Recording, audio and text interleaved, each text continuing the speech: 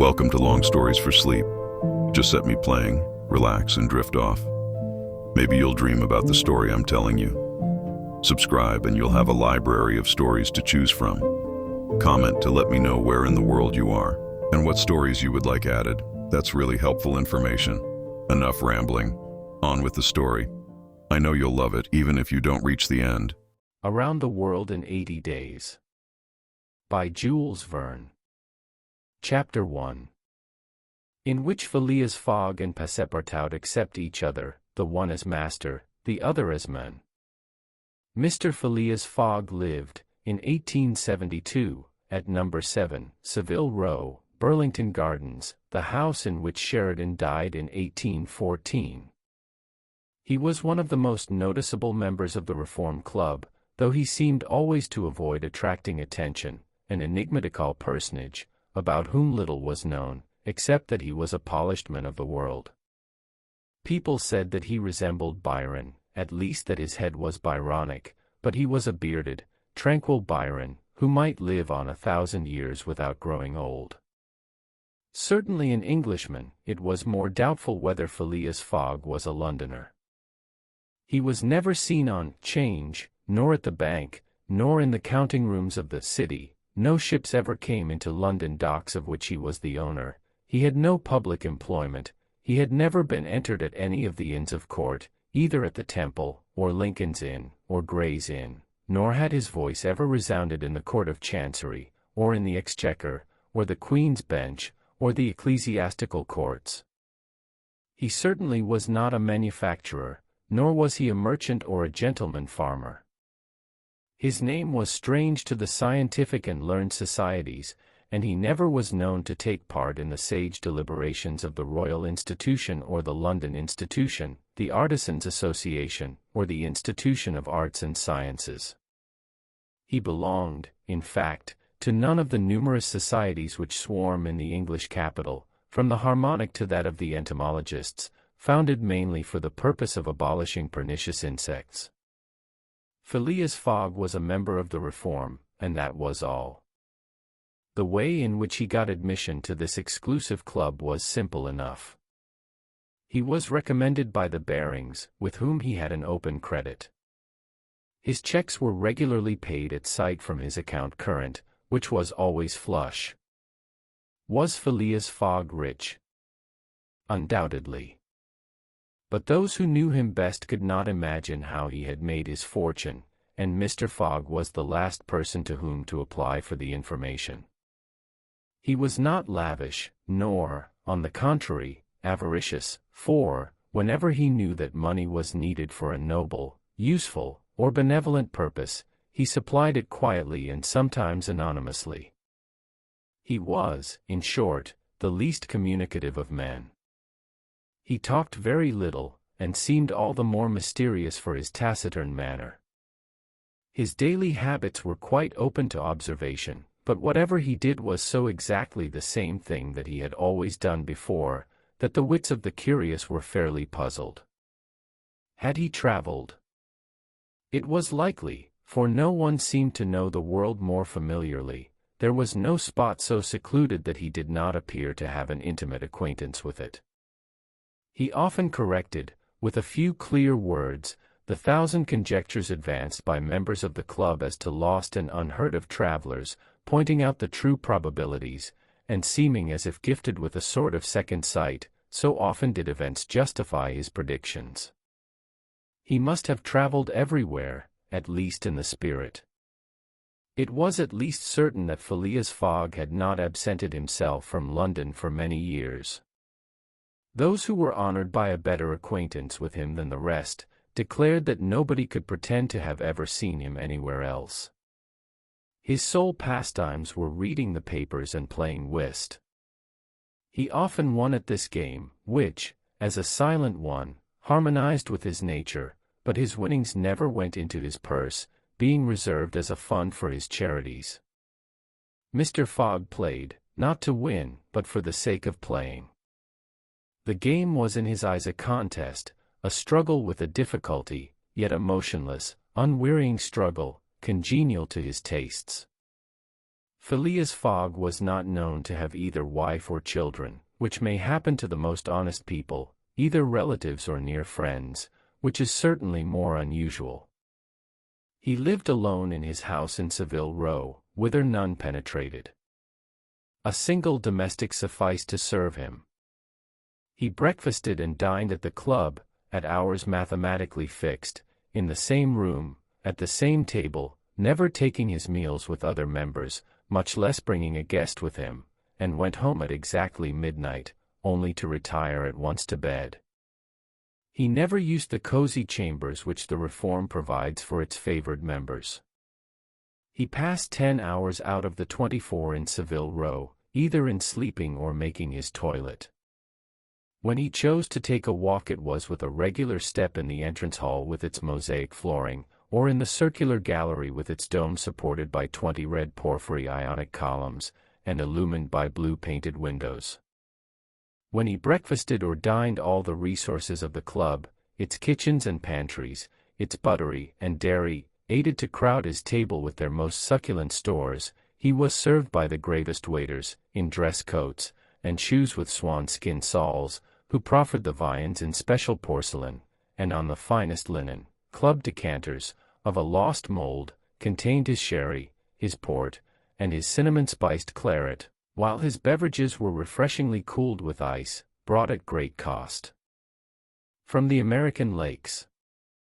If to live in this style is to be eccentric, it must be confessed that there is something good in eccentricity. The mansion in Savile Row, though not sumptuous, was exceedingly comfortable. The habits of its occupant were such as to demand but little from the sole domestic, but Phileas Fogg required him to be almost superhumanly prompt and regular. On this very 2nd of October he had dismissed James Forster, because that luckless youth had brought him shaving water at 84 degrees Fahrenheit instead of 86, and he was awaiting his successor, who was due at the house between 11 and half past. Phileas Fogg was seated squarely in his armchair, his feet close together like those of a grenadier on parade, his hands resting on his knees, his body straight, his head erect. He was steadily watching a complicated clock which indicated the hours, the minutes, the seconds, the days, the months, and the years. At exactly 11:30 Mr. Fogg would, according to his daily habit, quit Savile Row, and repair to the Reform. A rap at this moment sounded on the door of the cozy apartment where Phileas Fogg was seated, and James Forster, the dismissed servant, appeared. "The new servant," said he. A young man of 30 advanced and bowed. "You are a Frenchman, I believe?" asked Phileas Fogg, "and your name is John?" "Jean, if monsieur pleases," replied the newcomer, "Jean Passepartout, a surname which has clung to me because I have a natural aptness for going out of one business into another. I believe I'm honest, monsieur, but, to be outspoken, I've had several trades. I've been an itinerant singer, a circus rider, when I used to vault like Leotard, and dance on a rope like Blondin. Then I got to be a professor of gymnastics, so as to make better use of my talents, and then I was a sergeant fireman at Paris, and assisted at many a big fire. But I quitted France 5 years ago, and, wishing to taste the sweets of domestic life, took service as a valet here in England. Finding myself out of place, and hearing that Monsieur Phileas Fogg was the most exact and settled gentleman in the United Kingdom, I have come to Monsieur in the hope of living with him a tranquil life, and forgetting even the name of Passepartout." "Passepartout suits me," responded Mr. Fogg. "You are well recommended to me. I hear a good report of you. You know my conditions?" "Yes, monsieur." "Good. What time is it?" 22 minutes after 11, returned Passepartout, drawing an enormous silver watch from the depths of his pocket. "You are too slow," said Mr. Fogg. "Pardon me, monsieur, it is impossible. You are 4 minutes too slow." "No matter, it's enough to mention the error. Now from this moment, 29 minutes after 11 a.m., this Wednesday, October 2nd, you are in my service." Phileas Fogg got up, took his hat in his left hand, put it on his head with an automatic motion, and went off without a word. Passepartout heard the street door shut once. It was his new master going out. He heard it shut again. It was his predecessor, James Forster, departing in his turn. Passepartout remained alone in the house in Savile Row. Chapter 2, in which Passepartout is convinced that he has at last found his ideal. "Faith," muttered Passepartout, somewhat flurried, "I've seen people at Madame Tussaud's as lively as my new master." Madame Tussaud's people, let it be said, are of wax, and are much visited in London. Speech is all that is wanting to make them human. During his brief interview with Mr. Fogg, Passepartout had been carefully observing him. He appeared to be a man about 40 years of age, with fine, handsome features, and a tall, well-shaped figure. His hair and whiskers were light, his forehead compact and unwrinkled, his face rather pale, his teeth magnificent. His countenance possessed in the highest degree what physiognomists call repose in action, a quality of those who act rather than talk. Calm and phlegmatic, with a clear eye, Mr. Fogg seemed a perfect type of that English composure which Angelica Kauffmann has so skillfully represented on canvas. Seen in the various phases of his daily life, he gave the idea of being perfectly well balanced, as exactly regulated as a Leroy chronometer. Phileas Fogg was, indeed, exactitude personified, and this was betrayed even in the expression of his very hands and feet, for in men, as well as in animals, the limbs themselves are expressive of the passions. He was so exact that he was never in a hurry, was always ready, and was economical alike of his steps and his motions. He never took one step too many, and always went to his destination by the shortest cut. He made no superfluous gestures, and was never seen to be moved or agitated. He was the most deliberate person in the world, yet always reached his destination at the exact moment. He lived alone, and, so to speak, outside of every social relation, and as he knew that in this world account must be taken of friction, and that friction retards, he never rubbed against anybody. As for Passepartout, he was a true Parisian of Paris. Since he had abandoned his own country for England, taking service as a valet, he had in vain searched for a master after his own heart. Passepartout was by no means one of those pert dunces depicted by Molière with a bold gaze and a nose held high in the air. He was an honest fellow, with a pleasant face, lips a trifle protruding, soft-mannered and serviceable, with a good round head, such as one likes to see on the shoulders of a friend. His eyes were blue, his complexion rubicund, his figure almost portly and well-built, his body muscular, and his physical powers fully developed by the exercises of his younger days. His brown hair was somewhat tumbled, for, while the ancient sculptors are said to have known 18 methods of arranging Minerva's tresses, Passepartout was familiar with but one of dressing his own. 3 strokes of a large tooth comb completed his toilet. It would be rash to predict how Passepartout's lively nature would agree with Mr. Fogg. It was impossible to tell whether the new servant would turn out as absolutely methodical as his master required. Experience alone could solve the question. Passepartout had been a sort of vagrant in his early years, and now yearned for repose, but so far he had failed to find it, though he had already served in 10 English houses. But he could not take root in any of these. With chagrin, he found his masters invariably whimsical and irregular, constantly running about the country, or on the lookout for adventure. His last master, young Lord Longferry, Member of Parliament, after passing his nights in the Haymarket taverns, was too often brought home in the morning on policemen's shoulders. Passepartout, desirous of respecting the gentleman whom he served, ventured a mild remonstrance on such conduct, which, being ill-received, he took his leave. Hearing that Mr. Phileas Fogg was looking for a servant, and that his life was one of unbroken regularity, that he neither traveled nor stayed from home overnight, he felt sure that this would be the place he was after. He presented himself, and was accepted, as has been seen. At 11:30, then, Passepartout found himself alone in the house in Savile Row. He began its inspection without delay, scouring it from cellar to garret. So clean, well-arranged, solemn a mansion pleased him. It seemed to him like a snail's shell, lighted and warmed by gas, which sufficed for both these purposes.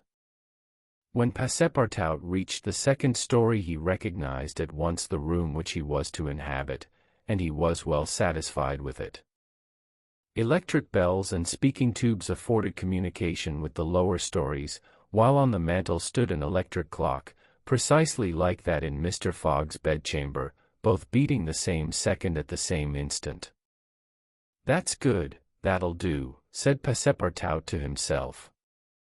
He suddenly observed, hung over the clock, a card which, upon inspection, proved to be a program of the daily routine of the house. It comprised all that was required of the servant, from 8 in the morning, exactly at which hour Phileas Fogg rose, till 11:30, when he left the house for the Reform Club, all the details of service, the tea and toast at 23 minutes past 8, the shaving water at 37 minutes past 9, and the toilet at 20 minutes before 10. Everything was regulated and foreseen that was to be done from 11:30 a.m. till midnight, the hour at which the methodical gentleman retired. Mr. Fogg's wardrobe was amply supplied and in the best taste. Each pair of trousers, coat, and vest bore a number, indicating the time of year and season at which they were in turn to be laid out for wearing, and the same system was applied to the master's shoes. In short, the house in Savile Row, which must have been a very temple of disorder and unrest under the illustrious but dissipated Sheridan, was coziness, comfort, and method idealized. There was no study, nor were there books, which would have been quite useless to Mr. Fogg, for at the Reform 2 libraries, one of general literature and the other of law and politics, were at his service. A moderate-sized safe stood in his bedroom, constructed so as to defy fire as well as burglars, but Passepartout found neither arms nor hunting weapons anywhere. Everything betrayed the most tranquil and peaceable habits. Having scrutinized the house from top to bottom, he rubbed his hands, a broad smile overspread his features, and he said joyfully, "This is just what I wanted. Ah, we shall get on together, Mr. Fogg and I. What a domestic and regular gentleman. A real machine. Well, I don't mind serving a machine." Chapter 3. In which a conversation takes place which seems likely to cost Phileas Fogg dear. Phileas Fogg, having shut the door of his house at 11:30, and having put his right foot before his left 575 times, and his left foot before his right 576 times, reached the Reform Club, an imposing edifice in Pall Mall, which could not have cost less than 3 millions. He repaired at once to the dining room, the 9 windows of which open upon a tasteful garden, where the trees were already gilded with an autumn coloring, and took his place at the habitual table, the cover of which had already been laid for him.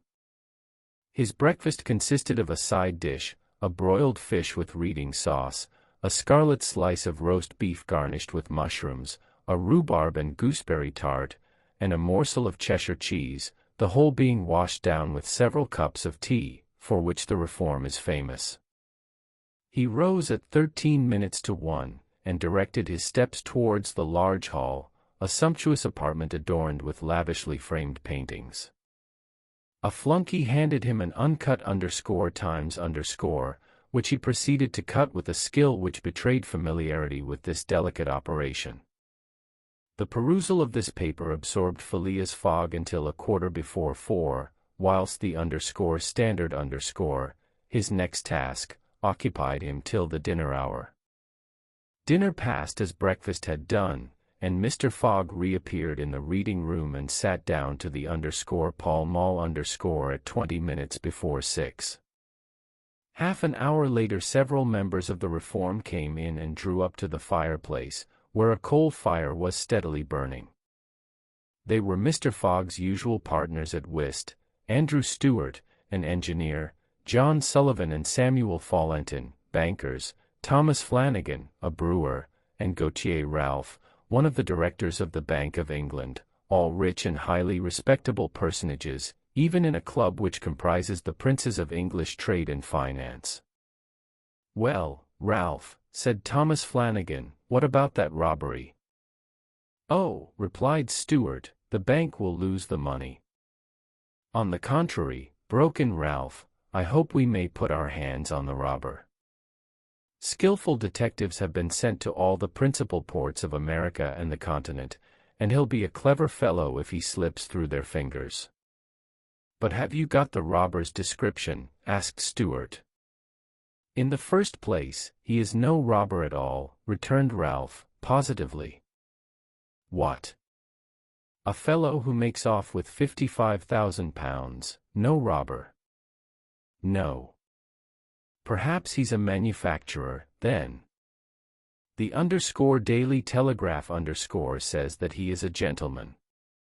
It was Phileas Fogg, whose head now emerged from behind his newspapers, who made this remark. He bowed to his friends, and entered into the conversation.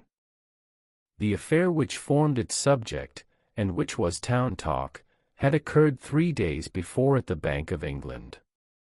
A package of banknotes, to the value of £55,000, had been taken from the principal cashier's table, that functionary being at the moment engaged in registering the receipt of 3 shillings and 6pence. Of course, he could not have his eyes everywhere. Let it be observed that the Bank of England reposes a touching confidence in the honesty of the public. There are neither guards nor gratings to protect its treasures. Gold, silver, banknotes are freely exposed, at the mercy of the first comer.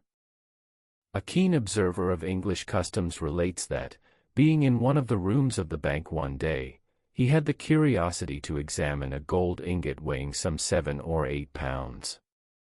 He took it up, scrutinized it, passed it to his neighbor, he to the next man, and so on until the ingot, going from hand to hand, was transferred to the end of a dark entry, nor did it return to its place for half an hour. Meanwhile, the cashier had not so much as raised his head. But in the present instance things had not gone so smoothly. The package of notes not being found when 5 o'clock sounded from the ponderous clock in the drawing office, the amount was passed to the account of profit and loss.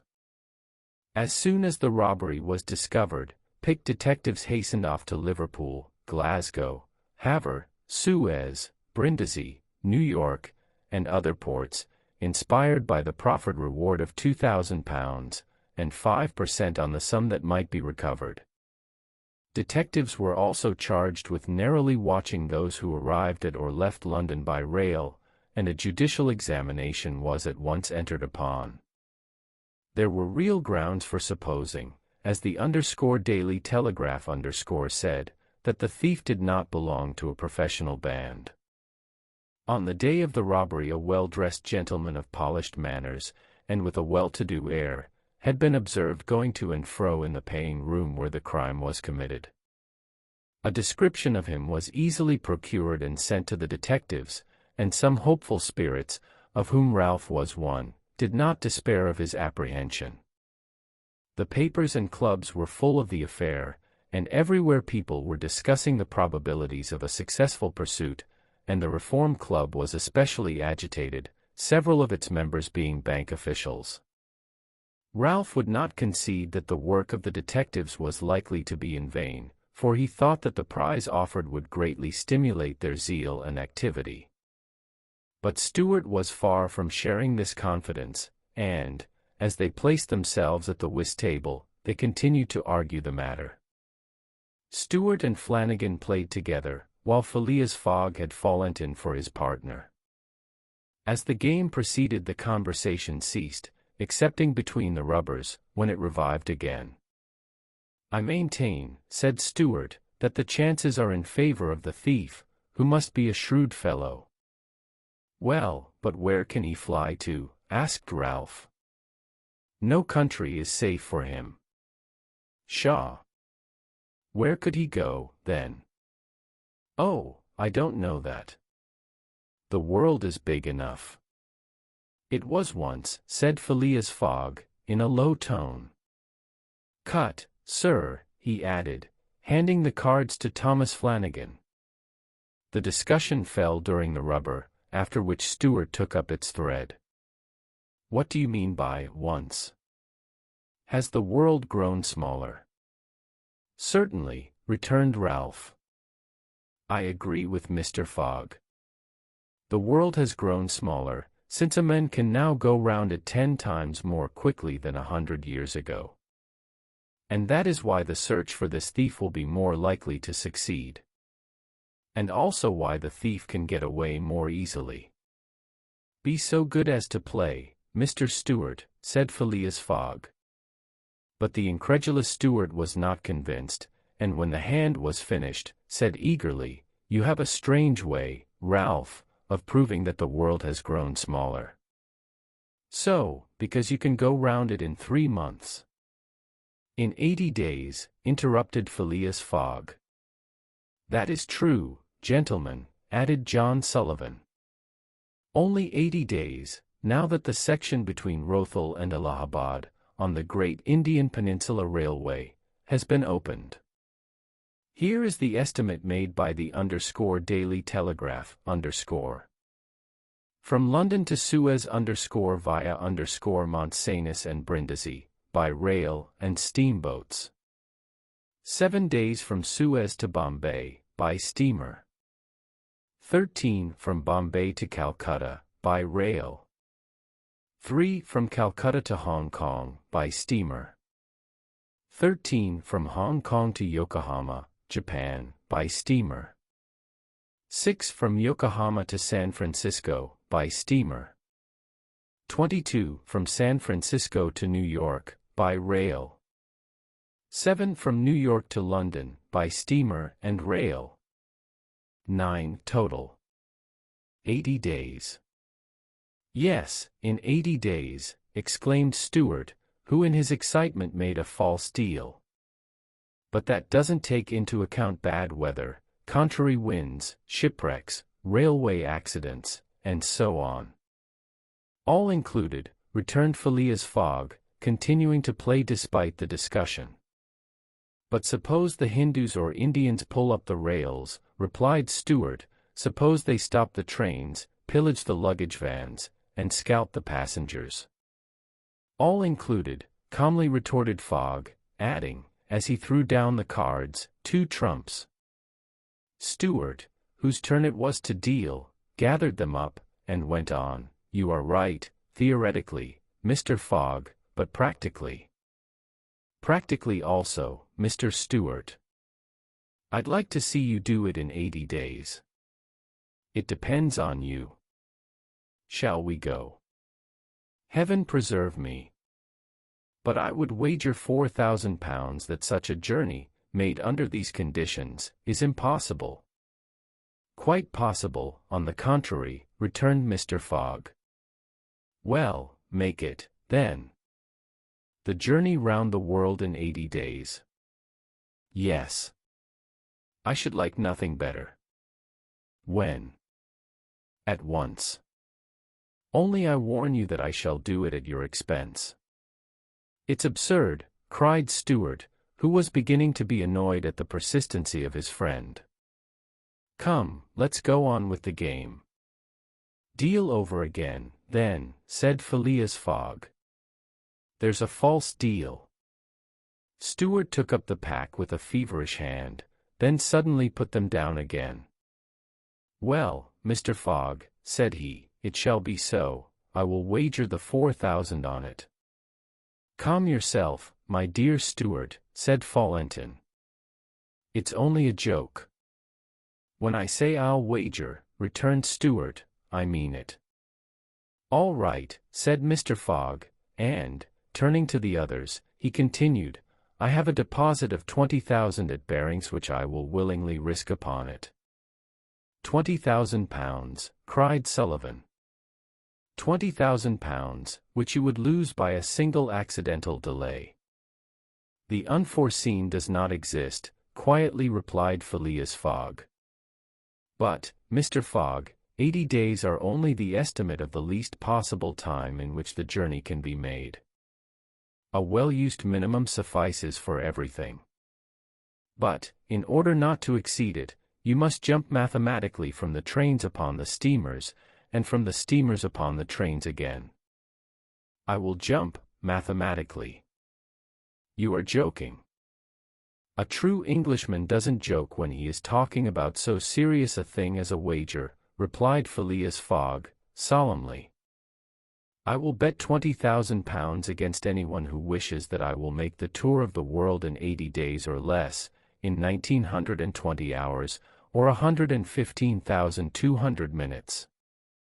Do you accept? We accept, replied Messrs. Stewart, Fallentin, Sullivan, Flanagan, and Ralph, after consulting each other. Good, said Mr. Fogg. The train leaves for Dover at 9:15. I will take it. This very evening? Asked Stewart. This very evening, returned Phileas Fogg. He took out and consulted a pocket almanac, and added, as today is Wednesday, the 2nd of October, I shall be due in London in this very room of the Reform Club, on Saturday, the 21st of December, at 9:15 p.m., or else the £20,000, now deposited in my name at Barings, will belong to you, in fact and in right, gentlemen. Here is a check for the amount. A memorandum of the wager was at once drawn up and signed by the 6 parties, during which Phileas Fogg preserved a stoical composure. He certainly did not bet to win, and had only staked the £20,000, half of his fortune, because he foresaw that he might have to expend the other half to carry out this difficult, not to say unattainable, project. As for his antagonists, they seemed much agitated, not so much by the value of their stake, as because they had some scruples about betting under conditions so difficult to their friend. The clock struck 7, and the party offered to suspend the game so that Mr. Fogg might make his preparations for departure. I am quite ready now, was his tranquil response. Diamonds are trumps, be so good as to play, gentlemen. Chapter 4. In which Phileas Fogg astounds Passepartout, his servant. Having won 20 guineas at whist, and taken leave of his friends, Phileas Fogg, at 7:25, left the Reform Club. Passepartout, who had conscientiously studied the program of his duties, was more than surprised to see his master guilty of the inexactness of appearing at this unaccustomed hour, for, according to rule, he was not due in Savile Row until precisely midnight. Mr. Fogg repaired to his bedroom, and called out, Passepartout. Passepartout did not reply. It could not be he who was called, it was not the right hour. Passepartout, repeated Mr. Fogg, without raising his voice. Passepartout made his appearance. I've called you twice, observed his master. But it is not midnight, responded the other, showing his watch. I know it, I don't blame you. We start for Dover and Calais in 10 minutes. A puzzled grin overspread Passepartout's round face. Clearly he had not comprehended his master. Monsieur is going to leave home. Yes, returned Phileas Fogg. We are going round the world. Passepartout opened wide his eyes, raised his eyebrows, held up his hands, and seemed about to collapse, so overcome was he with stupefied astonishment. Round the world, he murmured. In 80 days, responded Mr. Fogg. So we haven't a moment to lose. But the trunks, gasped Passepartout, unconsciously swaying his head from right to left. We'll have no trunks, only a carpet bag, with 2 shirts and 3 pairs of stockings for me, and the same for you. We'll buy our clothes on the way. Bring down my mackintosh and traveling cloak, and some stout shoes, though we shall do little walking. Make haste." Passepartout tried to reply, but could not. He went out, mounted to his own room, fell into a chair, and muttered, "That's good, that is." And I, who wanted to remain quiet. He mechanically set about making the preparations for departure. Around the world in 80 days. Was his master a fool? No. Was this a joke, then? They were going to Dover, good. To Calais, good again. After all, Passepartout, who had been away from France 5 years, would not be sorry to set foot on his native soil again. Perhaps they would go as far as Paris, and it would do his eyes good to see Paris once more. But surely a gentleman so chary of his steps would stop there, no doubt, but, then, it was none the less true that he was going away, this so domestic person hitherto. By 8 o'clock Passepartout had packed the modest carpet-bag, containing the wardrobes of his master and himself. Then, still troubled in mind, he carefully shut the door of his room, and descended to Mr. Fogg. Mr. Fogg was quite ready. Under his arm might have been observed a red-bound copy of Bradshaw's Continental Railway Steam Transit and General Guide, with its timetables showing the arrival and departure of steamers and railways. He took the carpet-bag, opened it, and slipped into it a goodly roll of Bank of England notes, which would pass wherever he might go. "You have forgotten nothing?" asked he. "Nothing, monsieur. My mackintosh and cloak. Here they are." "Good. Take this carpet-bag," handing it to Passepartout.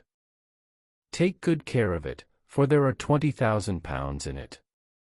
Passepartout nearly dropped the bag, as if the £20,000 were in gold, and weighed him down. Master and men then descended, the street door was double-locked, and at the end of Savile Row they took a cab and drove rapidly to Charing Cross. The cab stopped before the railway station at 20 minutes past 8. Passepartout jumped off the box and followed his master, who, after paying the cabman, was about to enter the station, when a poor beggar woman, with a child in her arms, her naked feet smeared with mud, her head covered with a wretched bonnet, from which hung a tattered feather, and her shoulders shrouded in a ragged shawl, approached, and mournfully asked for alms. Mr. Fogg took out the 20 guineas he had just won at whist, and handed them to the beggar, saying, "Here, my good woman. I'm glad that I met you," and passed on. Passepartout had a moist sensation about the eyes. His master's action touched his susceptible heart. 2 first-class tickets for Paris having been speedily purchased, Mr. Fogg was crossing the station to the train, when he perceived his 5 friends of the Reform. "Well, gentlemen," said he, "I'm off, you see, and, if you will examine my passport when I get back, you will be able to judge whether I have accomplished the journey agreed upon." "Oh, that would be quite unnecessary, Mr. Fogg," said Ralph politely. "We will trust your word, as a gentleman of honor." "You do not forget when you are due in London again?" asked Stewart. "In 80 days, on Saturday, the 21st of December 1872, at 9:15 p.m. Goodbye, gentlemen." Phileas Fogg and his servant seated themselves in a first-class carriage at 20 minutes before 9. 5 minutes later the whistle screamed, and the train slowly glided out of the station. The night was dark, and a fine, steady rain was falling. Phileas Fogg, snugly ensconced in his corner, did not open his lips. Passepartout, not yet recovered from his stupefaction, clung mechanically to the carpet-bag, with its enormous treasure. Just as the train was whirling through Sydenham, Passepartout suddenly uttered a cry of despair. "What's the matter?" asked Mr. Fogg. "Alas! In my hurry, I forgot." "What?" "To turn off the gas in my room." "Very well, young man," returned Mr. Fogg, coolly, it will burn, at your expense.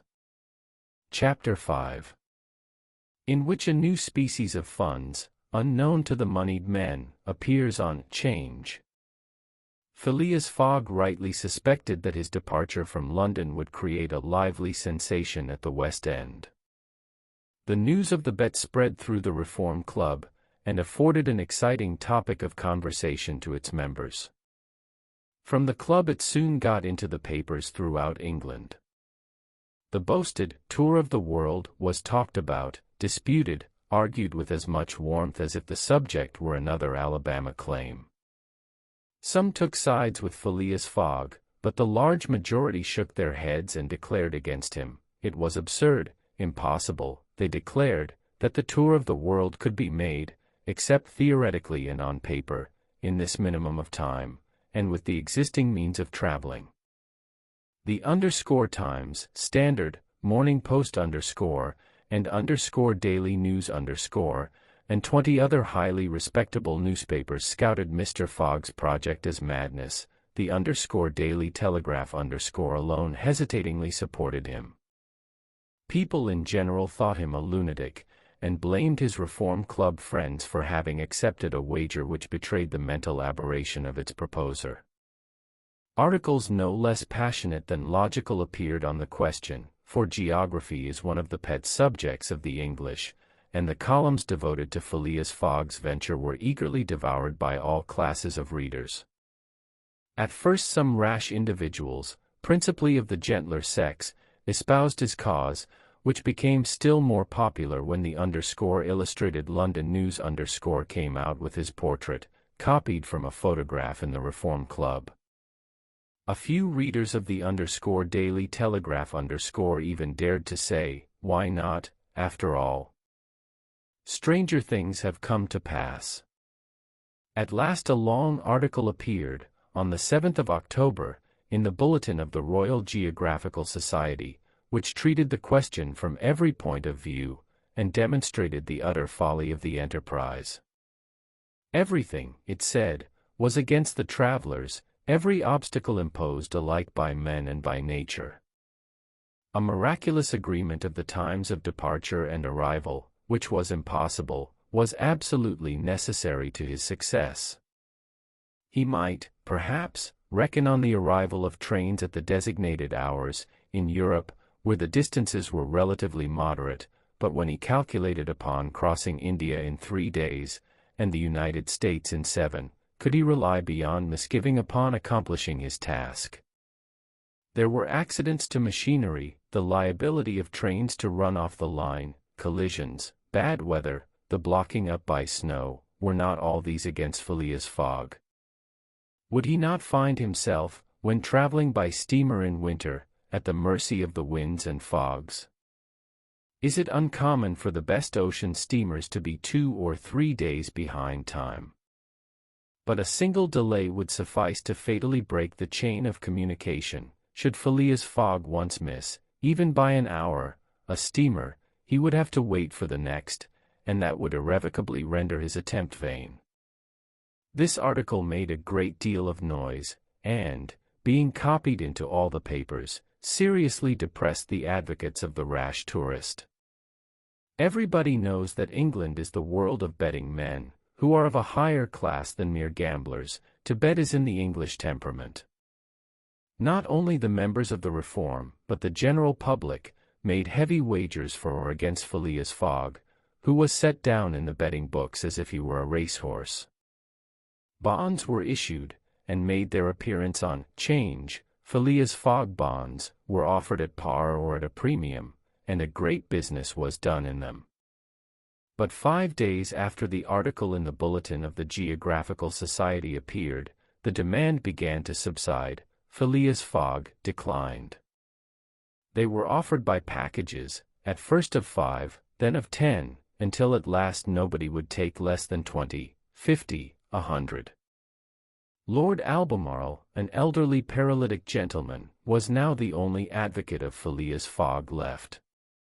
This noble lord, who was fastened to his chair, would have given his fortune to be able to make the tour of the world, if it took 10 years, and he bet £5,000 on Phileas Fogg. When the folly as well as the uselessness of the adventure was pointed out to him, he contented himself with replying, "If the thing is feasible, the first to do it ought to be an Englishman." The Fogg party dwindled more and more, everybody was going against him, and the bets stood 150 and 200 to 1, and a week after his departure an incident occurred which deprived him of backers at any price.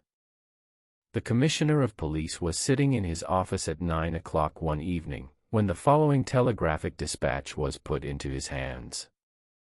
Suez to London, Rowan, Commissioner of Police, Scotland Yard, I've found the bank robber, Phileas Fogg. Send without delay warrant of arrest to Bombay. Fix, detective. The effect of this dispatch was instantaneous. The polished gentleman disappeared to give place to the bank robber. His photograph, which was hung with those of the rest of the members at the Reform Club, was minutely examined, and it betrayed, feature by feature, the description of the robber which had been provided to the police. The mysterious habits of Phileas Fogg were recalled, his solitary ways, his sudden departure, and it seemed clear that, in undertaking a tour round the world on the pretext of a wager, he had had no other end in view than to elude the detectives, and throw them off his track. Chapter 6. In which Fix, the detective, betrays a very natural impatience. The circumstances under which this telegraphic dispatch about Phileas Fogg was sent were as follows. The steamer Mongolia, belonging to the Peninsular and Oriental Company, built of iron, of 2,800 tons burden, and 500 horsepower, was due at 11 o'clock a.m. on Wednesday, the 9th of October, at Suez. The Mongolia plied regularly between Brindisi and Bombay via the Suez Canal, and was one of the fastest steamers belonging to the company, always making more than 10 knots an hour between Brindisi and Suez, and 9.5 between Suez and Bombay. 2 men were promenading up and down the wharves, among the crowd of natives and strangers who were sojourning at this once straggling village, now, thanks to the enterprise of M. Lesseps, a fast-growing town. One was the British consul at Suez, who, despite the prophecies of the English government, and the unfavorable predictions of Stevenson, was in the habit of seeing, from his office window, English ships daily passing to and fro on the Great Canal, by which the old roundabout route from England to India by the Cape of Good Hope was abridged by at least a half. The other was a small, slight-built personage, with a nervous, intelligent face, and bright eyes peering out from under eyebrows which he was incessantly twitching. He was just now manifesting unmistakable signs of impatience, nervously pacing up and down, and unable to stand still for a moment. This was Fix, one of the detectives who had been dispatched from England in search of the bank robber. It was his task to narrowly watch every passenger who arrived at Suez, and to follow up all who seemed to be suspicious characters, or bore a resemblance to the description of the criminal, which he had received 2 days before from the police headquarters at London. The detective was evidently inspired by the hope of obtaining the splendid reward which would be the prize of success, and awaited with a feverish impatience, easy to understand, the arrival of the steamer Mongolia. "So you say, Consul," asked he for the 20th time, "that this steamer is never behind time?" "No, Mr. Fix," replied the Consul. "She was bespoken yesterday at Port Said, and the rest of the way is of no account to such a craft. I repeat that the Mongolia has been in advance of the time required by the company's regulations, and gained the prize awarded for excess of speed." "Does she come directly from Brindisi?" "Directly from Brindisi. She takes on the Indian mails there, and she left there Saturday at 5 p.m. Have patience, Mr. Fix, she will not be late." "But really, I don't see how, from the description you have, you will be able to recognize your man, even if he is on board the Mongolia." "A man rather feels the presence of these fellows, Consul, then recognizes them. You must have a scent for them, and a scent is like a sixth sense which combines hearing, seeing, and smelling. I've arrested more than one of these gentlemen in my time, and, if my thief is on board, I'll answer for it, he'll not slip through my fingers. I hope so, Mr. Fix, for it was a heavy robbery. A magnificent robbery, Consul, £55,000. We don't often have such windfalls. Burglars are getting to be so contemptible nowadays. A fellow gets hung for a handful of shillings. Mr. Fix, said the consul, I like your way of talking, and hope you'll succeed, but I fear you will find it far from easy. Don't you see, the description which you have there has a singular resemblance to an honest man. Consul, remarked the detective, dogmatically, great robbers always resemble honest folks. Fellows who have rascally faces have only one course to take, and that is to remain honest, otherwise they would be arrested offhand. The artistic thing is, to unmask honest countenances. It's no light task, I admit, but a real art. Mr. Fix evidently was not wanting in a tinge of self-conceit. Little by little the scene on the quay became more animated. Sailors of various nations, merchants, shipbrokers, porters, fellahs, bustled to and fro as if the steamer were immediately expected. The weather was clear, and slightly chilly. The minarets of the town loomed above the houses in the pale rays of the sun. A jetty pier, some 2,000 yards along, extended into the roadstead. A number of fishing smacks and coasting boats, some retaining the fantastic fashion of ancient galleys, were discernible on the Red Sea. As he passed among the busy crowd, Fix, according to habit, scrutinized the passers-by with a keen, rapid glance. It was now 10:30. The steamer doesn't come, he exclaimed, as the port clock struck. She can't be far off now, returned his companion. How long will she stop at Suez? 4 hours, long enough to get in her coal. It is 1,310 miles from Suez to Aden, at the other end of the Red Sea, and she has to take in a fresh coal supply. And does she go from Suez directly to Bombay? Without putting in anywhere. Good, said Fix.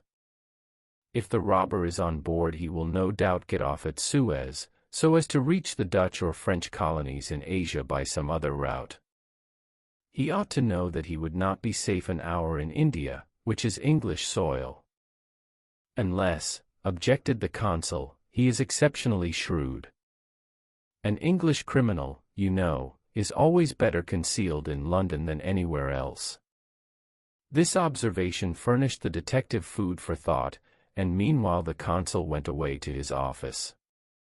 Fix, left alone, was more impatient than ever, having a presentiment that the robber was on board the Mongolia. If he had indeed left London intending to reach the New World, he would naturally take the route via India, which was less watched and more difficult to watch than that of the Atlantic. But Fix's reflections were soon interrupted by a succession of sharp whistles, which announced the arrival of the Mongolia. The porters and fellows rushed down the quay, and a dozen boats pushed off from the shore to go and meet the steamer. Soon her gigantic hull appeared passing along between the banks, and 11 o'clock struck as she anchored in the road. She brought an unusual number of passengers, some of whom remained on deck to scan the picturesque panorama of the town, while the greater part disembarked in the boats, and landed on the quay. Fix took up a position, and carefully examined each face and figure which made its appearance. Presently one of the passengers, after vigorously pushing his way through the importunate crowd of porters, came up to him and politely asked if he could point out the English consulate, at the same time showing a passport which he wished to have _visit_. Fix instinctively took the passport, and with a rapid glance read the description of its bearer. An involuntary motion of surprise nearly escaped him, for the description in the passport was identical with that of the bank robber which he had received from Scotland Yard. "Is this your passport?" asked he. "No, it's my master's." "And your master is?" "He stayed on board." "But he must go to the consul's in person, so as to establish his identity." "Oh, is that necessary?" "Quite indispensable." "And where is the consulate?" "There, on the corner of the square," said Fix, pointing to a house 200 steps off. "I'll go and fetch my master, who won't be much pleased, however, to be disturbed." The passenger bowed to Fix, and returned to the steamer. Chapter 7. Which once more demonstrates the uselessness of passports as aids to detectives. The detective passed down the quay, and rapidly made his way to the consul's office, where he was at once admitted to the presence of that official. "Consul," said he, without preamble, "I have strong reasons for believing that my man is a passenger on the Mongolia." And he narrated what had just passed concerning the passport. "Well, Mr. Fix," replied the consul, "I shall not be sorry to see the rascal's face, but perhaps he won't come here, that is, if he is the person you suppose him to be. A robber doesn't quite like to leave traces of his flight behind him, and, besides, he is not obliged to have his passport countersigned. If he is as shrewd as I think he is, consul, he will come. To have his passport visaed, Yes. Passports are only good for annoying honest folks, and aiding in the flight of rogues. I assure you it will be quite the thing for him to do, but I hope you will not visa the passport. Why not? If the passport is genuine I have no right to refuse. Still, I must keep this man here until I can get a warrant to arrest him from London. Ah, that's your lookout. But I cannot. The consul did not finish his sentence, for as he spoke a knock was heard at the door, and two strangers entered, one of whom was the servant whom Fix had met on the quay. The other, who was his master, held out his passport with the request that the consul would do him the favor to visa it. The consul took the document and carefully read it, whilst Fix observed, or rather devoured, the stranger with his eyes from a corner of the room. "You are Mr. Phileas Fogg," said the consul, after reading the passport. "I am." "And this man is your servant?" "He is, a Frenchman, named Passepartout." "You are from London?" "Yes." "And you are going?" "To Bombay." "Very good, sir. You know that visa is useless, and that no passport is required." "I know it, sir," replied Phileas Fogg, "but I wish to prove, by your visa that I came by Suez." "Very well, sir." The consul proceeded to sign and date the passport, after which he added his official seal. Mr. Fogg paid the customary fee, coldly bowed, and went out, followed by his servant. "Well?" queried the detective. "Well, he looks and acts like a perfectly honest man," replied the consul. "Possibly, but that is not the question. Do you think, consul, that this phlegmatic gentleman resembles, feature by feature, the robber whose description I have received?" "I concede that, but then, you know, all descriptions—" "I'll make certain of it," interrupted Fix. "The servant seems to me less mysterious than the master, besides, he's a Frenchman, and can't help talking. Excuse me for a little while, consul." Fix started off in search of Passepartout. Meanwhile Mr. Fogg, after leaving the consulate, repaired to the quay, gave some orders to Passepartout, went off to the Mongolia in a boat, and descended to his cabin. He took up his notebook, which contained the following memoranda. Left London, Wednesday, October 2nd, at 8:45 p.m. Reached Paris, Thursday, October 3rd, at 7:20 a.m.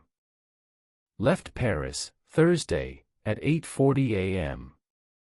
Reached Turin by Mont-Cenis, Friday, October 4th, at 6:35 a.m. Left Turin, Friday, at 7:20 a.m. Arrived at Brindisi, Saturday, October 5th, at 4 p.m. Sailed on the Mongolia, Saturday, at 5 p.m. Reached Suez, Wednesday, October 9th, at 11 a.m. Total of hours spent, 158½ or, in days, 6 days and a half. These dates were inscribed in an itinerary divided into columns, indicating the month, the day of the month, and the day for the stipulated and actual arrivals at each principal point: Paris, Brindisi, Suez, Bombay, Calcutta, Singapore, Hong Kong, Yokohama, San Francisco, New York, and London, from the 2nd of October to the 21st of December, and giving a space for setting down the gain made or the loss suffered on arrival at each locality. This methodical record thus contained an account of everything needed, and Mr. Fogg always knew whether he was behindhand or in advance of his time. On this Friday, October 9th, he noted his arrival at Suez, and observed that he had as yet neither gained nor lost. He sat down quietly to breakfast in his cabin, never once thinking of inspecting the town, being one of those Englishmen who are wont to see foreign countries through the eyes of their domestics. Chapter 8. In which Passepartout talks rather more, perhaps, than is prudent. Fix soon rejoined Passepartout, who was lounging and looking about on the quay, as if he did not feel that he, at least, was obliged not to see anything.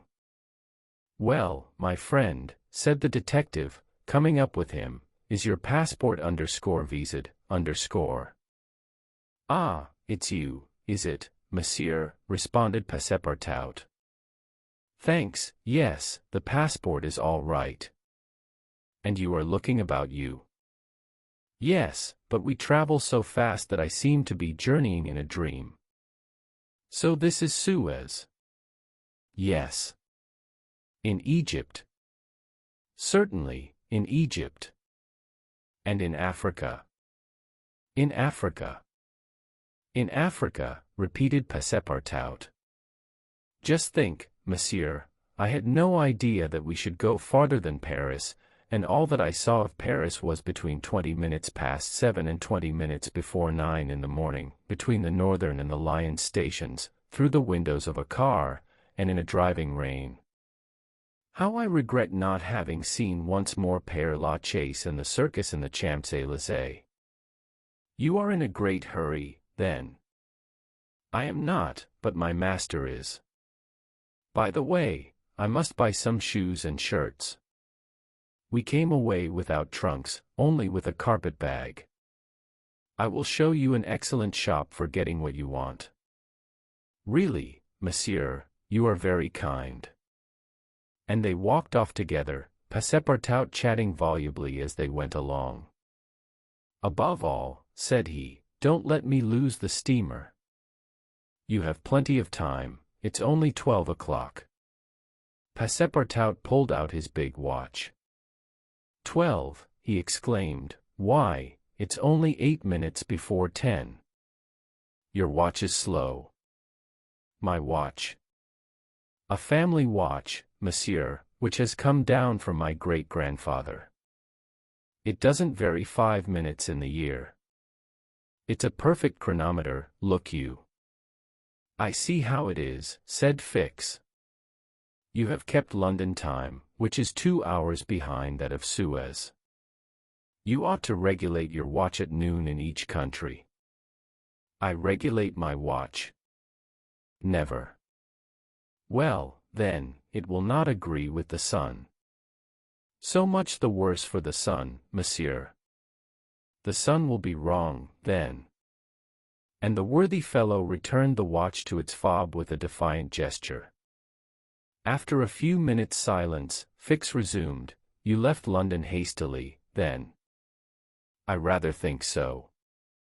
Last Friday at 8 o'clock in the evening, Monsieur Fogg came home from his club, and 3/4 of an hour afterwards we were off. But where is your master going? Always straight ahead. He is going round the world. Round the world, cried Fix. Yes, and in 80 days. He says it is on a wager, but, between us, I don't believe a word of it. That wouldn't be common sense. There's something else in the wind. Ah. Mr. Fogg is a character, is he? I should say he was. Is he rich? No doubt, for he is carrying an enormous sum in brand new banknotes with him. And he doesn't spare the money on the way, either. He has offered a large reward to the engineer of the Mongolia, if he gets us to Bombay well in advance of time. And you have known your master a long time. Why, no, I entered his service the very day we left London. The effect of these replies upon the already suspicious and excited detective may be imagined. The hasty departure from London soon after the robbery, the large sum carried by Mr. Fogg, his eagerness to reach distant countries, the pretext of an eccentric and foolhardy bet, all confirmed Fix in his theory. He continued to pump poor Passepartout, and learned that he really knew little or nothing of his master, who lived a solitary existence in London, was said to be rich, though no one knew whence came his riches, and was mysterious and impenetrable in his affairs and habits. Fix felt sure that Phileas Fogg would not land at Suez, but was really going on to Bombay. Is Bombay far from here? Asked Passepartout. Pretty far. It is a 10 days' voyage by sea. And in what country is Bombay? India. In Asia? Certainly. The deuce. I was going to tell you there's one thing that worries me, my burner. What burner? My gas burner, which I forgot to turn off, and which is at this moment burning at my expense. I have calculated, monsieur, that I lose 2 shillings every 24 hours, exactly 6 pence more than I earn, and you will understand that the longer our journey. Did Fix pay any attention to Passepartout's trouble about the gas? It is not probable. He was not listening, but was cogitating a project. Passepartout and he had now reached the shop, where Fix left his companion to make his purchases, after recommending him not to miss the steamer, and hurried back to the consulate. Now that he was fully convinced, Fix had quite recovered his equanimity. "Consul," said he, "I have no longer any doubt. I have spotted my man. He passes himself off as an odd stick who is going round the world in 80 days. Then he's a sharp fellow," returned the consul, "and counts on returning to London after putting the police of the 2 countries off his track." "We'll see about that," replied Fix. "But are you not mistaken?" "I am not mistaken. Why was this robber so anxious to prove, by the _visa_, that he had passed through Suez? Why? I have no idea, but listen to me." He reported in a few words the most important parts of his conversation with Passepartout. "In short," said the consul, "appearances are wholly against this man." "And what are you going to do?"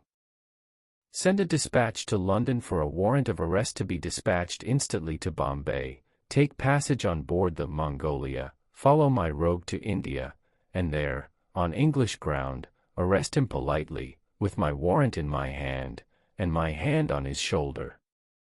Having uttered these words with a cool, careless air, the detective took leave of the consul, and repaired to the telegraph office, whence he sent the dispatch which we have seen to the London police office.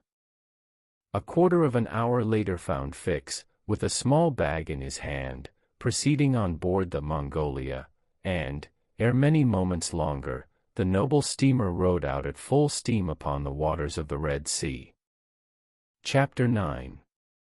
in which the Red Sea and the Indian Ocean prove propitious to the designs of Phileas Fogg. The distance between Suez and Aden is precisely 1,310 miles, and the regulations of the company allow the steamers 138 hours in which to traverse it. The Mongolia, thanks to the vigorous exertions of the engineer, seemed likely, so rapid was her speed, to reach her destination considerably within that time. The greater part of the passengers from Brindisi were bound for India, some for Bombay, others for Calcutta by way of Bombay, the nearest route thither, now that a railway crosses the Indian peninsula. Among the passengers was a number of officials and military officers of various grades, the latter being either attached to the regular British forces or commanding the sepoy troops, and receiving high salaries ever since the central government has assumed the powers of the East India Company, for the sub-lieutenants get £280, brigadiers, £2,400, and generals of divisions, £4,000. What with the military men, a number of rich young Englishmen on their travels, and the hospitable efforts of the purser, the time passed quickly on the Mongolia. The best of fare was spread upon the cabin tables at breakfast, lunch, dinner, and the 8 o'clock supper, and the ladies scrupulously changed their toilets twice a day, and the hours were whirled away, when the sea was tranquil, with music, dancing, and games. But the Red Sea is full of caprice, and often boisterous, like most long and narrow gulfs. When the wind came from the African or Asian coast, the Mongolia, with her long hull, rolled fearfully. Then the ladies speedily disappeared below, the pianos were silent, singing and dancing suddenly ceased. Yet the good ship ploughed straight on, unretarded by wind or wave, towards the Straits of Bab el-Mandeb. What was Phileas Fogg doing all this time? It might be thought that, in his anxiety, he would be constantly watching the changes of the wind, the disorderly raging of the billows, every chance, in short, which might force the Mongolia to slacken her speed, and thus interrupt his journey. But, if he thought of these possibilities, he did not betray the fact by any outward sign. Always the same impassible member of the Reform Club, whom no incident could surprise, as unvarying as the ship's chronometers, and seldom having the curiosity even to go upon the deck, he passed through the memorable scenes of the Red Sea with cold indifference, did not care to recognize the historic towns and villages which, along its borders, raised their picturesque outlines against the sky, and betrayed no fear of the dangers of the Arabic Gulf, which the old historians always spoke of with horror, and upon which the ancient navigators never ventured without propitiating the gods by ample sacrifices. How did this eccentric personage pass his time on the Mongolia? He made his 4 hearty meals every day, regardless of the most persistent rolling and pitching on the part of the steamer, and he played whist indefatigably, for he had found partners as enthusiastic in the game as himself. A tax collector, on the way to his post at Goa, the Reverend Decimus Smith, returning to his parish at Bombay, and a brigadier general of the English army, who was about to rejoin his brigade at Benares, made up the party, and, with Mr. Fogg, played whist by the hour together in absorbing silence. As for Passepartout, he, too, had escaped seasickness, and took his meals conscientiously in the forward cabin. He rather enjoyed the voyage, for he was well fed and well lodged, took a great interest in the scenes through which they were passing, and consoled himself with the delusion that his master's whim would end at Bombay. He was pleased, on the day after leaving Suez, to find on deck the obliging person with whom he had walked and chatted on the quays. "If I am not mistaken," said he, approaching this person, with his most amiable smile, "you are the gentleman who so kindly volunteered to guide me at Suez." "Ah! I quite recognize you. You are the servant of the strange Englishman." "Just so, Monsieur Fix." "Monsieur Fix," resumed Passepartout, "I'm charmed to find you on board. Where are you bound?" Like you, to Bombay. That's capital. Have you made this trip before? Several times. I am one of the agents of the Peninsular Company. Then you know India? Why, yes, replied Fix, who spoke cautiously. A curious place, this India. Oh, very curious. Mosques, minarets, temples, fakirs, pagodas, tigers, snakes, elephants. I hope you will have ample time to see the sights. I hope so, Monsieur Fix. You see, a man of sound sense ought not to spend his life jumping from a steamer upon a railway train, and from a railway train upon a steamer again, pretending to make the tour of the world in 80 days. No, all these gymnastics, you may be sure, will cease at Bombay. And Mr. Fogg is getting on well? Asked Fix, in the most natural tone in the world. Quite well, and I too. I eat like a famished ogre, it's the sea air. But I never see your master on deck. Never, he hasn't the least curiosity. Do you know, Mr. Passepartout, that this pretended tour in 80 days may conceal some secret errand, perhaps a diplomatic mission? Faith, Monsieur Fix, I assure you I know nothing about it, nor would I give half a crown to find out. After this meeting, Passepartout and Fix got into the habit of chatting together, the latter making it a point to gain the worthy man's confidence. He frequently offered him a glass of whiskey or pale ale in the steamer bar-room, which Passepartout never failed to accept with graceful alacrity, mentally pronouncing Fix the best of good fellows. Meanwhile the Mongolia was pushing forward rapidly. On the 13th, Mocha, surrounded by its ruined walls whereon date trees were growing, was sighted, and on the mountains beyond were espied vast coffee fields. Passepartout was ravished to behold this celebrated place, and thought that, with its circular walls and dismantled fort, it looked like an immense coffee cup and saucer. The following night they passed through the Strait of Bab el-Mandeb, which means in Arabic, the Bridge of Tears, and the next day they put in at Steamer Point, northwest of Aden Harbor, to take in coal. This matter of fueling steamers is a serious one at such distances from the coal mines. It costs the Peninsular Company some £800,000 a year. In these distant seas, coal is worth £3 or £4 sterling a ton. The Mongolia had still 1,650 miles to traverse before reaching Bombay, and was obliged to remain 4 hours at Steamer Point to coal up. But this delay, as it was foreseen, did not affect Phileas Fogg's program. Besides, the Mongolia, instead of reaching Aden on the morning of the 15th, when she was due, arrived there on the evening of the 14th, a gain of 15 hours. Mr. Fogg and his servant went ashore at Aden to have the passport again _visaed, _Fix, unobserved, followed them.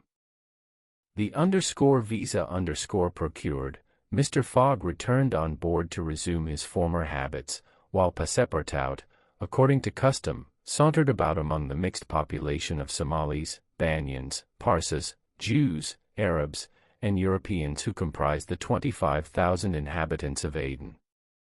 He gazed with wonder upon the fortifications which make this place the Gibraltar of the Indian Ocean, and the vast cisterns where the English engineers were still at work, 2,000 years after the engineers of Solomon. Very curious, very curious, said Passepartout to himself, on returning to the steamer. I see that it is by no means useless to travel, if a man wants to see something new. At 6 p.m. the Mongolia slowly moved out of the roadstead, and was soon once more on the Indian Ocean. She had 168 hours in which to reach Bombay, and the sea was favorable, the wind being in the northwest, and all sails aiding the engine. The steamer rolled but little, the ladies, in fresh toilets, reappeared on deck, and the singing and dancing were resumed.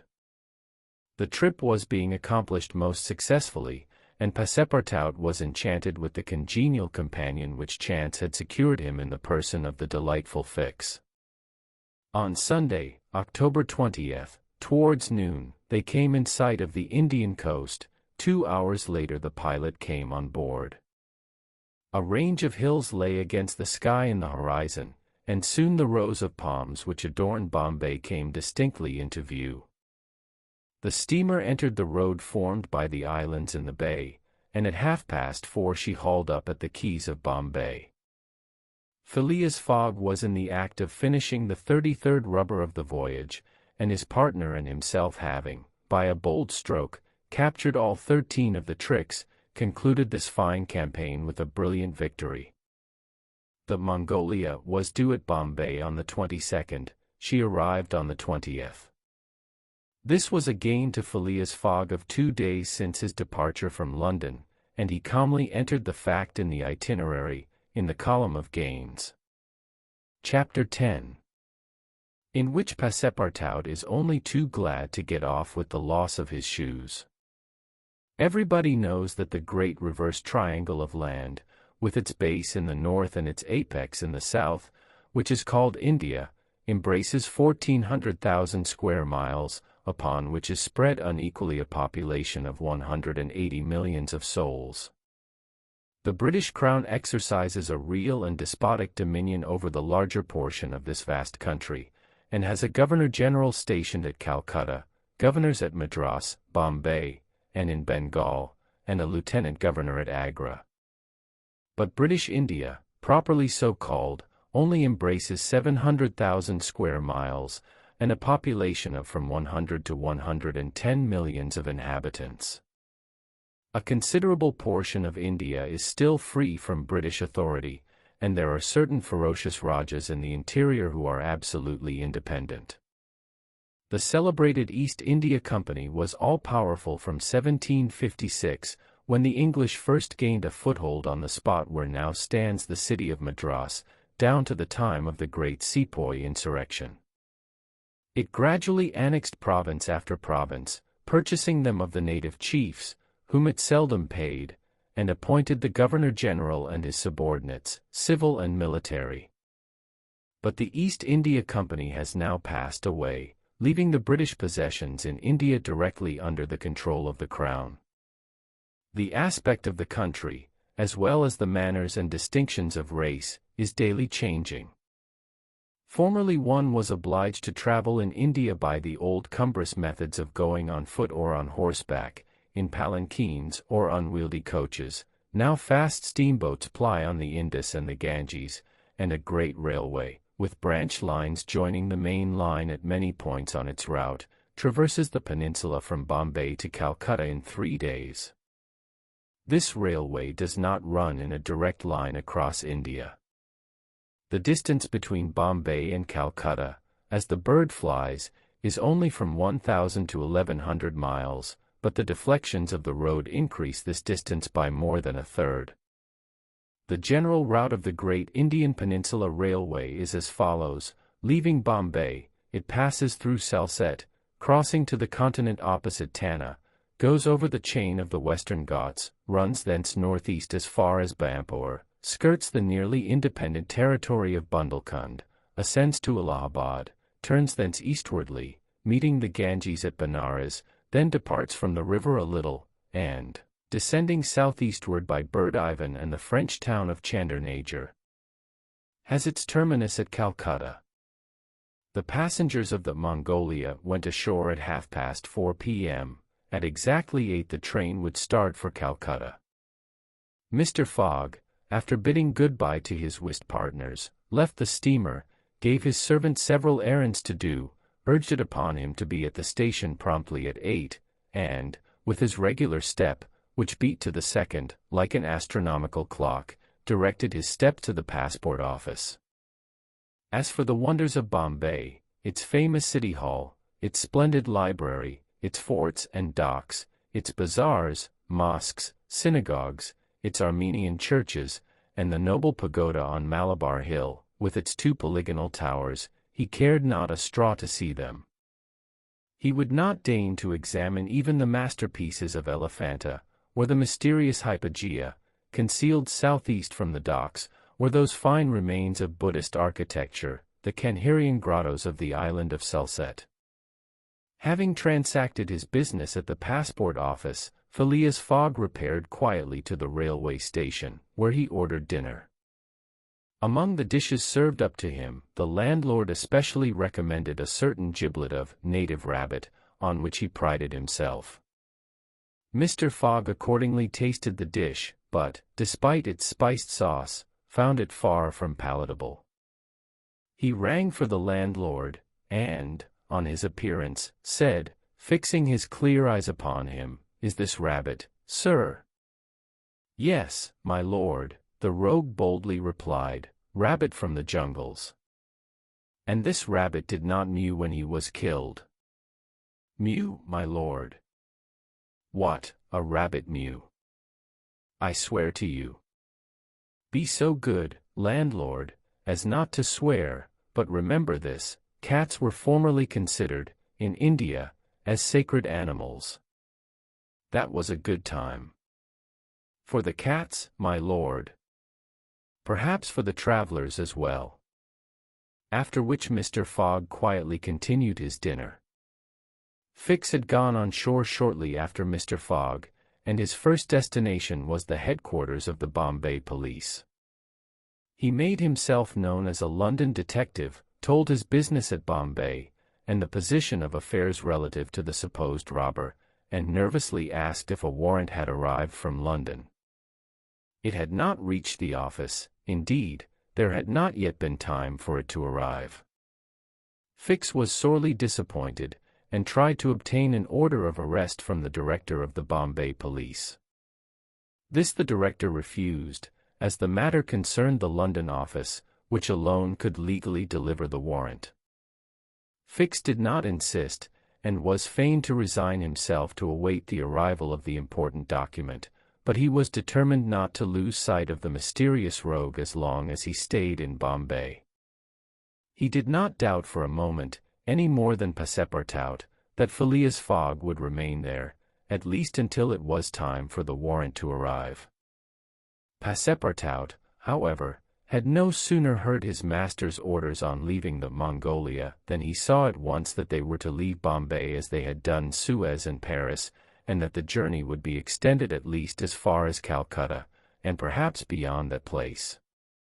He began to ask himself if this bet that Mr. Fogg talked about was not really in good earnest, and whether his fate was not in truth forcing him, despite his love of repose, around the world in 80 days.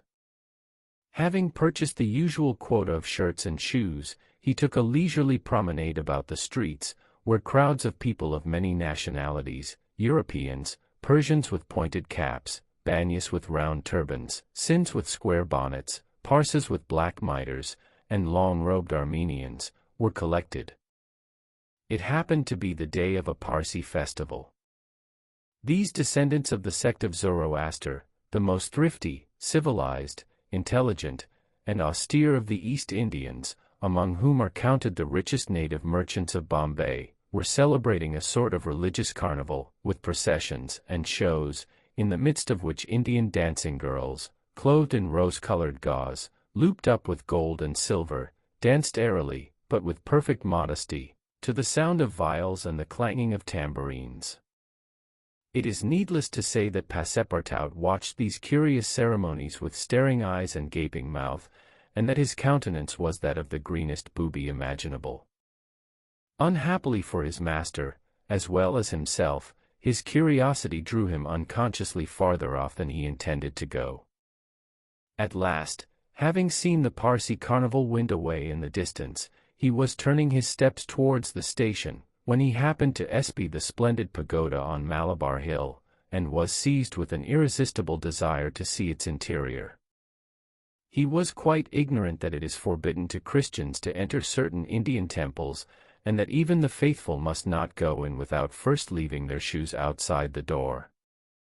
It may be said here that the wise policy of the British government severely punishes a disregard of the practices of the native religions. Passepartout, however, thinking no harm, went in like a simple tourist, and was soon lost in admiration of the splendid Brahmin ornamentation which everywhere met his eyes, when of a sudden he found himself sprawling on the sacred flagging. He looked up to behold 3 enraged priests, who forthwith fell upon him, tore off his shoes, and began to beat him with loud, savage exclamations. The agile Frenchman was soon upon his feet again, and lost no time in knocking down 2 of his long-gowned adversaries with his fists and a vigorous application of his toes. Then, rushing out of the pagoda as fast as his legs could carry him, he soon escaped the 3rd priest by mingling with the crowd in the streets. At 5 minutes before 8, Passepartout, hatless, shoeless, and having in the squabble lost his package of shirts and shoes, rushed breathlessly into the station. Fix, who had followed Mr. Fogg to the station, and saw that he was really going to leave Bombay, was there, upon the platform. He had resolved to follow the supposed robber to Calcutta, and farther, if necessary. Passepartout did not observe the detective, who stood in an obscure corner, but Fix heard him relate his adventures in a few words to Mr. Fogg. "I hope that this will not happen again," said Phileas Fogg coldly, as he got into the train. Poor Passepartout, quite crestfallen, followed his master without a word. Fix was on the point of entering another carriage, when an idea struck him which induced him to alter his plan. "No, I'll stay," muttered he. "An offense has been committed on Indian soil. I've got my men." Just then the locomotive gave a sharp screech, and the train passed out into the darkness of the night. Chapter 11. In which Phileas Fogg secures a curious means of conveyance at a fabulous price. The train had started punctually. Among the passengers were a number of officers, government officials, and opium and indigo merchants, whose business called them to the eastern coast. Passepartout rode in the same carriage with his master, and a 3rd passenger occupied a seat opposite to them. This was Sir Francis Cromarty, one of Mr. Fogg's whist partners on the Mongolia, now on his way to join his corps at Benares. Sir Francis was a tall, fair man of 50, who had greatly distinguished himself in the last Sepoy revolt. He made India his home, only paying brief visits to England at rare intervals, and was almost as familiar as a native with the customs, history, and character of India and its people. But Phileas Fogg, who was not traveling, but only describing a circumference, took no pains to inquire into these subjects. He was a solid body, traversing an orbit around the terrestrial globe, according to the laws of rational mechanics. He was at this moment calculating in his mind the number of hours spent since his departure from London, and, had it been in his nature to make a useless demonstration, would have rubbed his hands for satisfaction.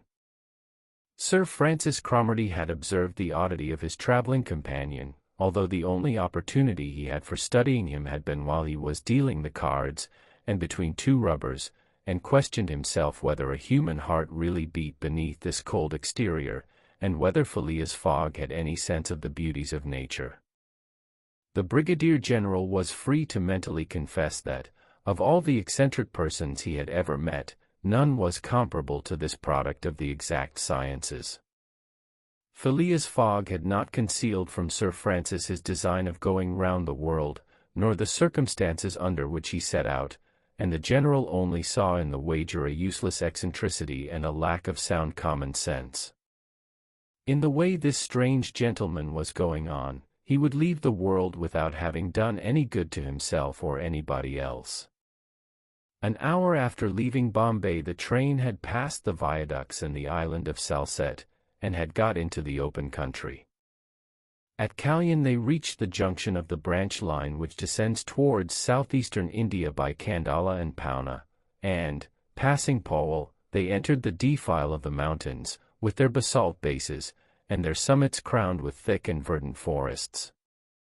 Phileas Fogg and Sir Francis Cromarty exchanged a few words from time to time, and now Sir Francis, reviving the conversation, observed, "Some years ago, Mr. Fogg, you would have met with a delay at this point which would probably have lost your wager. How so, Sir Francis? Because the railway stopped at the base of these mountains, which the passengers were obliged to cross in palanquins or on ponies to Kandala, on the other side.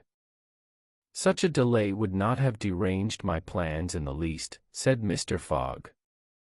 I have constantly foreseen the likelihood of certain obstacles. But, Mr. Fogg, pursued Sir Francis, you run the risk of having some difficulty about this worthy fellow's adventure at the pagoda.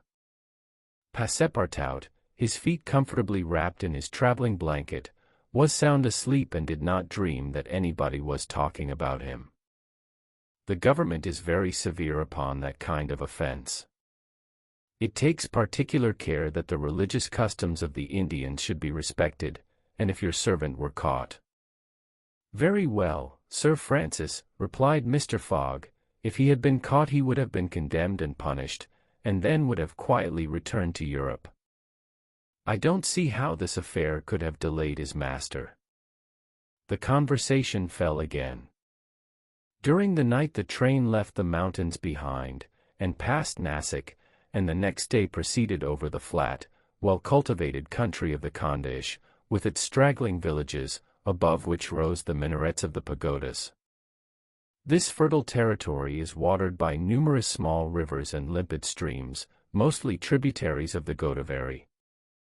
Passepartout, on waking and looking out, could not realize that he was actually crossing India in a railway train.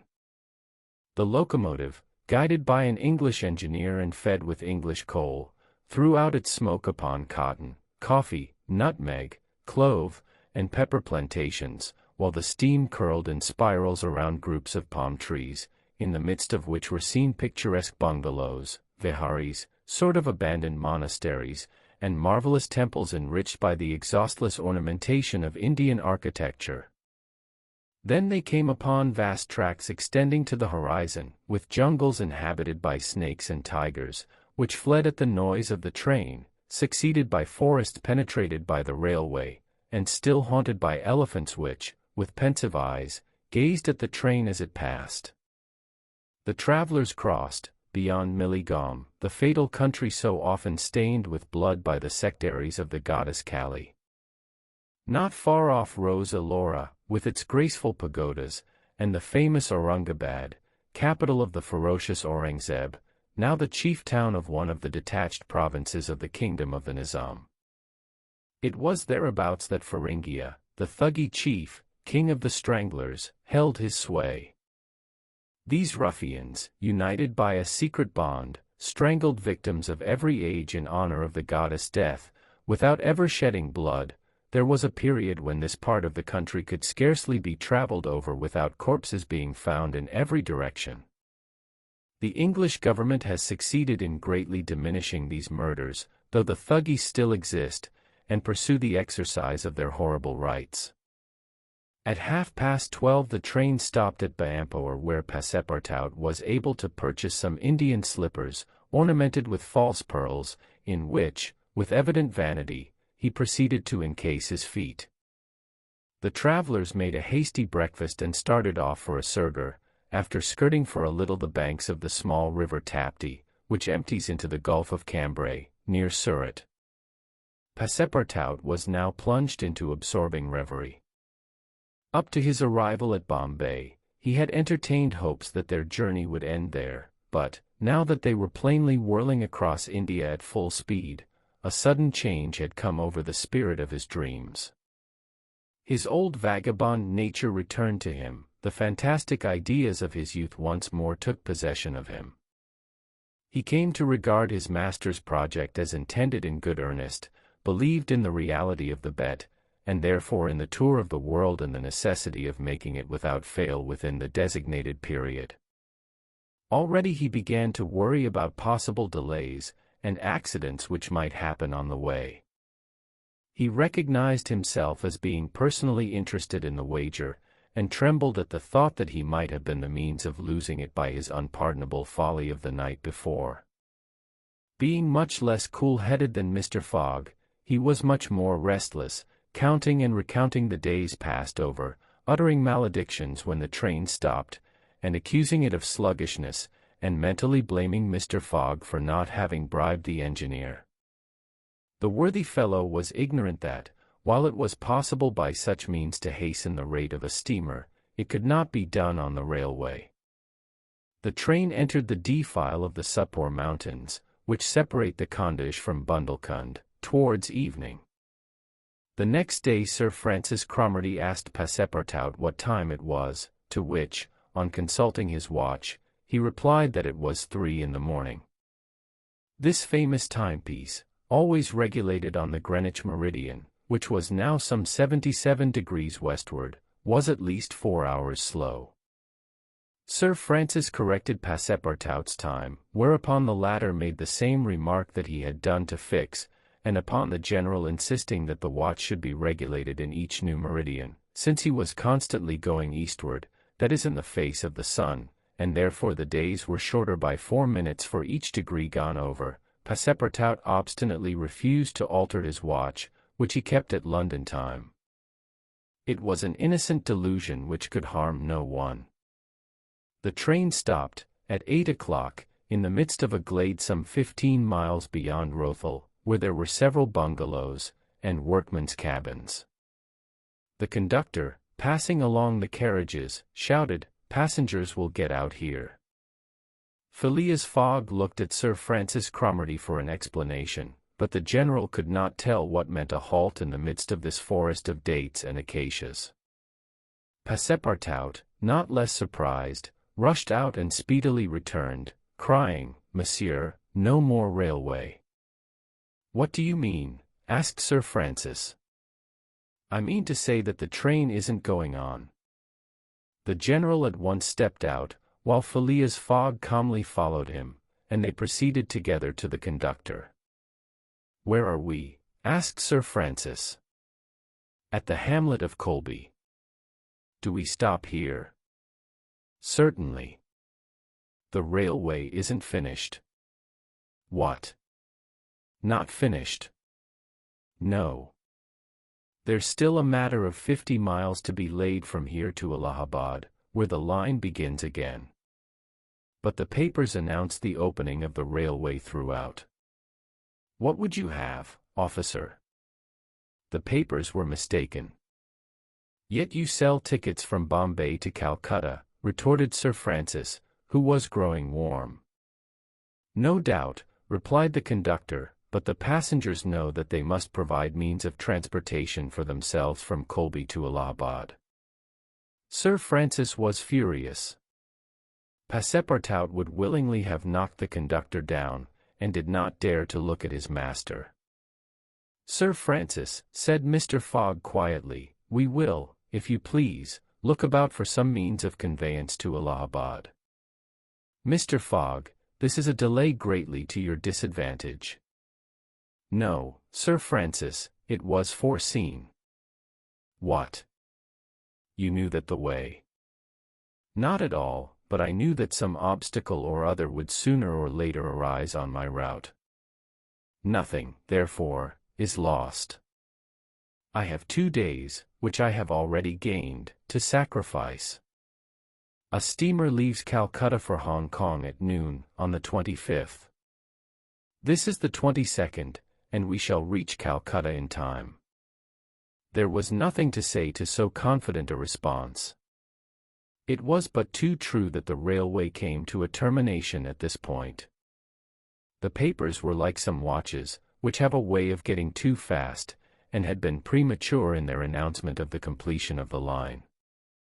The greater part of the travelers were aware of this interruption, and, leaving the train, they began to engage such vehicles as the village could provide: 4-wheeled pakagaris, wagons drawn by zebus, carriages that looked like perambulating pagodas, palanquins, ponies, and what not.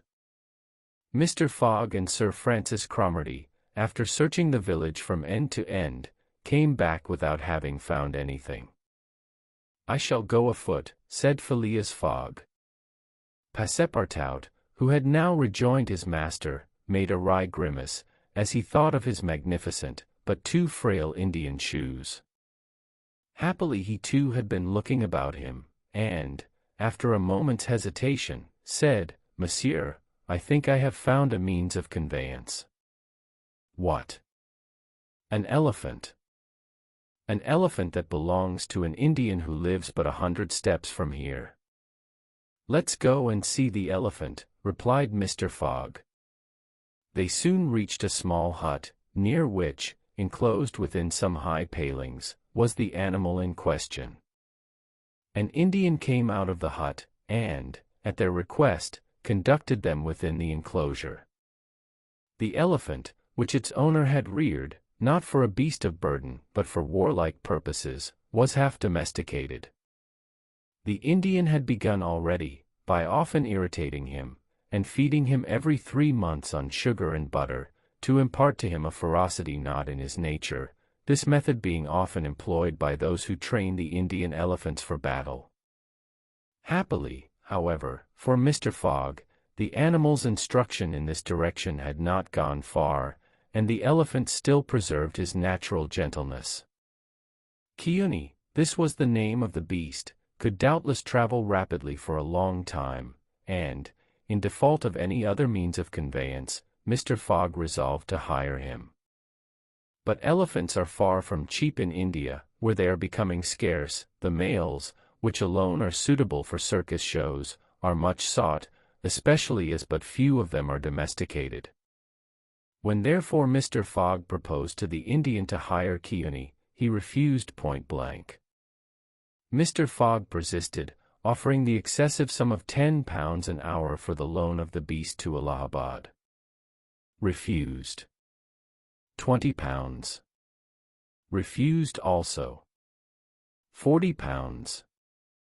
Still refused.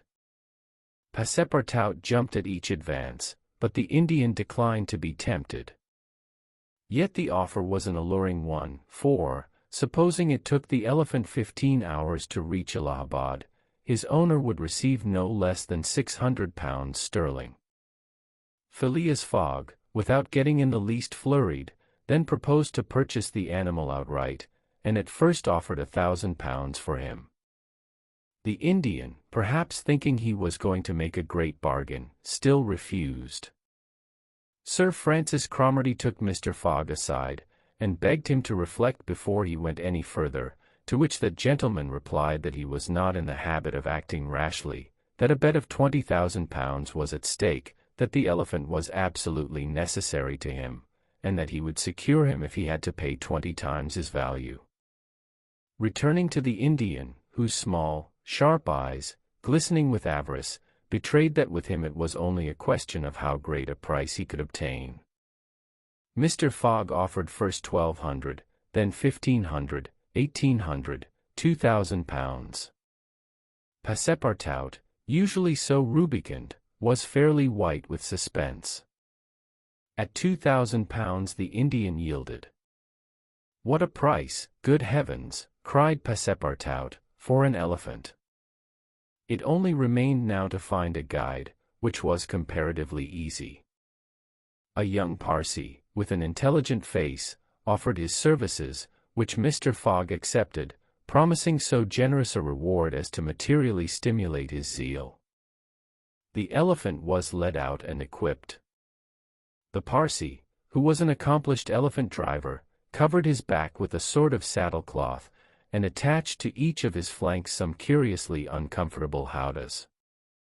Phileas Fogg paid the Indian with some banknotes which he extracted from the famous carpet-bag, a proceeding that seemed to deprive poor Passepartout of his vitals. Then he offered to carry Sir Francis to Allahabad, which the brigadier gratefully accepted, as one traveler the more would not be likely to fatigue the gigantic beast.